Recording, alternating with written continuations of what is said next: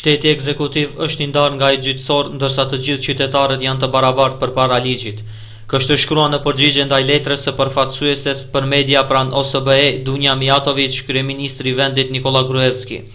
Duke i referuar kryesisht çështjes së arrestimit të gazetarit Tomislav Kežarovski, Gruevski sqaron se ajo është nën kompetenca të gjykatave dhe jo të pushtetit që drejton ai, dhe për këtë citon dispozitën kushtetuese që përcakton ndarjen e pushteteve. Në letër, kryeministri thekson gjithashtu se arrestimi i gazetarit nuk është bërë për faktin se ka bërë një artikull, ashtu siç thuhej në letrën e përfaqësueses së OSBE-s, por për shkak të shkeljes së dispozitave të ligjit për mbrojtjen e dëshmitarit. Si shembull që ilustron se sa me rëndësi është mbrojtja e dëshmitarëve dhe se vëmendja i kushtohet kësaj çështje, do të përmendja Tribunalin e Hagës, i cili ngriti proces dhe dënoi 4 gazetar për zbulimin e identitetit të dëshmitarëve të mbrojtur, thuhet në letrën e Gruevskit.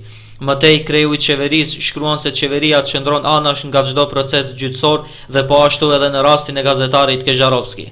Qeveria as nuk ka kërkuar masën e arrestit, as nuk ka ndikuar te gjykatësit kompetent për të caktuar këtë masë, edhe krahas faktit se disa struktura po përpiqen të politizojnë këtë proces dhe krahas faktit se këto përpjekje mund të dëmtojnë imazhin e shtetit. Qeveria do të vazhdojë në parim të qëndrojë me një anë dhe të vëzhgojë me vëmendje diskutimin gjyqësor lidhur me këtë rast. Vlerësoj se kjo është mënyra e vetme dhe më e mirë për të vepruar, ka shkruar kreu i ekzekutivit.